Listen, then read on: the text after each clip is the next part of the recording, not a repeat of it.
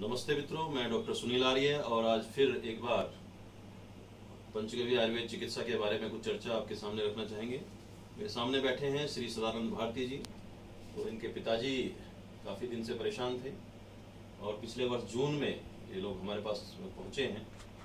उसके बाद क्या क्या दिक्कतें थी, कैसे कैसे समस्याएं थी, मैं चाहूँगा कि वो अपने बारे में बताएं। सदानंद जी। नमस्कार, मेरा नाम सदानंद भारती है। मेरे पिताजी श्री विकुलाल लगभग जो है थोड़ी ऊंची आवाज में बोलेंगे तो अच्छा रहेगा। पिछले फरवरी से लगभग उनको दिक्कत आई। थोड़ा सा उनको पहले तो पोस्टेट की दिक्कत थी, उसके बाद हर्निया की दिक्कत थी। तो इससे ज़्यादा परेशानी मुझे नहीं थी कि इनकी ये ट्रीटमेंट तो आसान है, ये चलता रहेगा। इसके लिए मैं इनका ट्रीटमेंट जो है आरजी स्टोन हॉस्पिटल है, पहले तो गंगाराम में दिखाया तो उन्होंने बोला कि ऑपरेशन करा लो। उसके बाद थोड़ी सी उम्र हो गई उनकी 75 साल। तो गंगाराम में पिछले साल ही दिखाया आपने? नहीं, इससे पीछे साल दिखाए थे, इससे 1 साल पहले, 2 साल हो गए इस बात को जी। तो वहाँ करवाया ट्रीटमेंट। तो उन्होंने बोला कि हर्निया पोस्टेट का ऑपरेशन होगा, ये पोस्टेट कैंसर में कन्वर्ट हो गया है तो होगा। तो थोड़ी उम्र लगभग 73 के आसपास उनकी थी, तो वो थोड़े घबराते थे कि ऑपरेशन करवाने से डरते थे। तो फिर मैं मिला, आरजी स्टोन हॉस्पिटल है रजौरी गार्डन में, उनसे मिला। तो उन्होंने बोला कि एक इंजेक्शन इसका आता है पोस्टेट कैंसर का, वो लगेगा और इसकी टैबलेट वो कंटिन्यू खाते रहेंगे। कुछ दिन के बाद बॉडी रेसिस्ट हो जाता है उस इंजेक्शन से, तो वो 1 आध साल में वो दवाई मैं चेंज कर दूंगा मेडिसिन, तब तक के और भी मेडिसिन आ जाती है। 1-2 साल तक वो इंजेक्शन लगाते रहिए। हाँ, मतलब कंटिन्यू लगाना हाँ, अल्टरनेट 3 महीने में हर तीसरे महीने वो इंजेक्शन लगना है ना। 2 महीने के बाद तीसरे महीने, हर तीसरे महीने वो इंजेक्शन लगना है।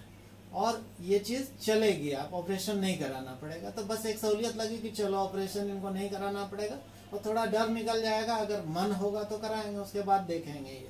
तो मैंने उनको आश्वासन दिया कि कोई बात नहीं, ऑपरेशन आपको नहीं कराना पड़ेगा, तो कंटिन्यू करें। कुछ महीने, 6-8 महीने ऐसे कंटिन्यू करें। उसके बाद फिर वो गाँव में रहते हैं, रिटायर्ड हैं, तो वो वहाँ से आते थे यहाँ पे ट्रीटमेंट करा के फिर चले जाते थे, इंजेक्शन वगैरह लेके चले जाते थे। तो ठीक तो था, लेकिन उनको फिर वो चीज़ें कंटिन्यू कई बार जैसे रुक गए, नहीं आ पाए, तो वो इंजेक्शन नहीं लग पाया। 1-2 महीने एक्स्ट्रा होने के बाद जब आए यहाँ टेस्ट कराया तो पोस्टेट बहुत ज़्यादा बड़ा हुआ। कितना था समय रिपोर्ट आप बताएंगे? वो पोस्टेट था 11.63, ये है 11.63, ये है रिपोर्ट 19 जून 2019 का। और इस समय आप इंजेक्शन भी लगवा रहे थे तो उस समय इसके कुछ दिन पहले तक इंजेक्शन नहीं लगवाया था। जब इंजेक्शन लगा रहा था तब तो 3 पॉइंट समथिंग के आसपास ये रह रहा था, लेकिन हाँ, उसके बाद जब 2-3 महीने का गैप आया, उसके बाद ही जब आया तो ये काफी बड़ा हुआ। मैं थोड़ा घबरा सा गया कि बहुत ज्यादा बढ़ गया। तो फिर मैं वहां से मुड़ के आया कि ये सोल्यूशन तो है नहीं। तो मुझे जहाँ तक पता था आयुर्वेद में इसका इलाज है, तो मैं आयुर्वेद की तरफ आया और आपके पास ये मैं आया। उसके बाद ये है आपकी रिपोर्ट, है ना, 29 जून को मैं आपके पास आया, यहाँ से ट्रीटमेंट मैंने शुरू किया। इसके बीच में एक दिक्कत आ गई थी इनको, ये पोस्टेट के बाद जब ये आए, उससे पहले उनको हार्ट की दिक्कत भी आ गई थी, जिसको लेके ये आए थे। प्रोस्टेट की दिक्कत तो थी जो टेस्ट मैंने कराया था, लेकिन इसके साथ हार्ट की भी दिक्कत आ गई थी। वो मेरे चिंता के हाँ, प्रोस्टेट से भी ज्यादा खतरनाक स्थिति बनती जा रही थी। हाँ, वो बन रही थी, तो इसके लिए ज्यादा चिंता नहीं थी। लेकिन इसकी वजह से वहाँ जब दरभंगा में ट्रीटमेंट कराया, तो वहाँ पे ट्रीटमेंट कराने के बाद बोला कि अभी आप एडमिट हो जाओ और पेसमेकर लगाना पड़ेगा। तो पेसमेकर लगाने की बात आई तो मुझे और ज्यादा चिंता हो गई। यहाँ पे फिर मैं उनको लेके गया, मणिपाल हॉस्पिटल है द्वारका के अंदर। उन्होंने बोला कि ज्यादा कुछ नहीं, लगभग 2-2.5 लाख 3 लाख के लगभग का खर्चा आएगा और इमीडिएट आप लगा लो तो अच्छा है। तो उन्होंने भी रिकमेंड किया कि पेसमेकर ही लगा, हाँ, पेसमेकर ही लगा लो और कोई इलाज नहीं है ना। और बाकी जो पोस्टेट का जो वहाँ करा रहे हैं वो कराइए या मेरे पास से कराइए, लेकिन वो भी कंटिन्यू कीजिए क्योंकि ये बढ़ा हुआ है आपका पोस्टेट। तो उसके बाद ही जब आपके सामने दो हॉस्पिटल हो गए, एक आपका आरजी स्टोन और दूसरा आपका ये वाला हॉस्पिटल, हाँ, मणिपाल हॉस्पिटल।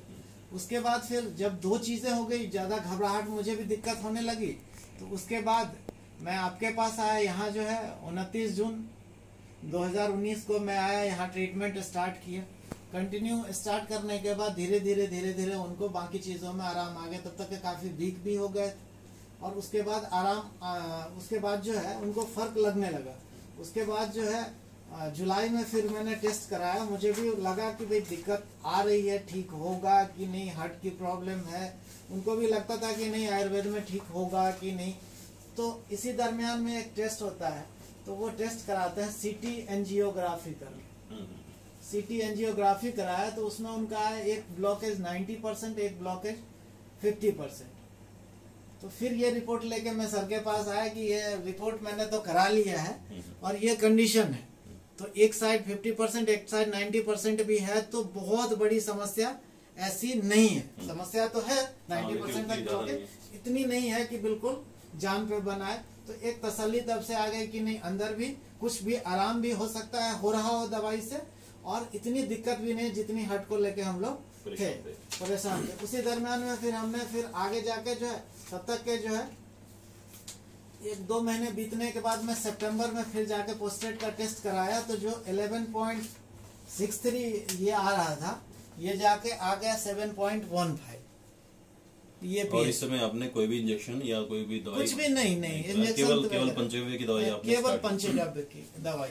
बीपी की एक गोली जो चल रही थी वो भी धीरे धीरे पावर कम करके वो भी लगभग जो है बंद करा दी। हाँ जी, बंद करा दी।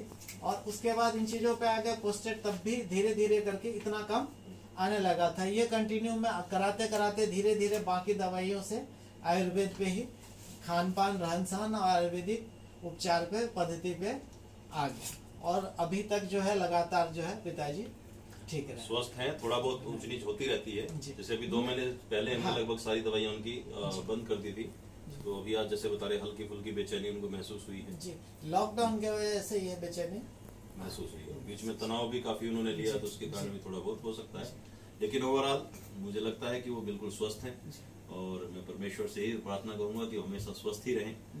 तो पंचगव्य के बारे में और कोई आपको तसल्ली है या कुछ और इस तरह की आप कहना चाहें लोगों के लिए? अभी तक का अनुभव है, जैसा कि लोग कैंसर को सबसे खतरनाक बीमारी मानते हैं, उसके बारे में यहाँ से आके विश्वास हुआ है और लोग ठीक हुए हैं, मेरे दोस्त वगैरह भी ठीक हुए हैं ऐसे, जिससे लगा है कि भाई ये इतनी खतरनाक जैसे दुनिया ने प्रोपेगेंडा बना रखा है वैसा कुछ नहीं, इतना बड़ा नहीं है। उसको एक तरह से मुझे लगता है कि एक व्यापार ही बना रखा है कैंसर वगैरह को, मेडिकल साइंस ने उसको एक बहुत बड़ा व्यापार बना रखा है। एक तो इस बीमारी के बारे में, दूसरा डायबिटीज और हार्ट की प्रॉब्लम जिसको बोलते हैं कि जिंदगी भर गोली खानी पड़ेगी डायबिटिक को भी और हार्ट के पेशेंट को भी, ये चीज़ भी मुझे मिथ्या लगती है। इसमें आने के बाद, पंचगव्य से जुड़ने के बाद मुझे पूरा विश्वास है कि ये उनका एक बिजनेस का प्रोपेगेंडा है जिसको चला के अपना व्यापार वो बढ़ा रहे हैं, और पूरा का पूरा डायबिटीज हो या हार्ट का बीमारी हो, ये पूरा का पूरा इस चिकित्सा पद्धति में ठीक हो जा सकता है। बिल्कुल ठीक कह रहे हैं। और बहुत सारे पेशेंट इस तरह से यहाँ पे हमारे चिकित्सा केंद्र से और भी जो पंचगव्य चिकित्सक पूरे देश में इलाज कर रहे हैं, हर जगह रिपोर्ट आती है कि हर जगह पेशेंट ठीक हो रहे हैं। तो पंचगव्य चिकित्सा पद्धति एक प्राचीन आयुर्वेदिक चिकित्सा पद्धति है, बिना साइड इफेक्ट के। इसमें कोई साइड इफेक्ट नहीं होता, 0 साइड इफेक्ट, और कम से कम खर्चे में, जितने खर्चे में वहां पे टेस्ट कराए जाते हैं उतने में लगभग यहाँ पूरा इलाज कंप्लीट हो जाता है। तो उसमें भी घबराने की आवश्यकता नहीं है। कुछ औषधियां महंगी जरूर होती हैं, आयुर्वेद की औषधियां साथ में जुड़ती हैं, लेकिन ओवरऑल मैं समझता हूं कि पंचगव्य चिकित्सा पद्धति लोगों के लिए एक नई, एक आशा की किरण है, और इसमें लोग स्वस्थ हो सकते हैं। बहुत बहुत धन्यवाद सभी को। नमस्ते जी।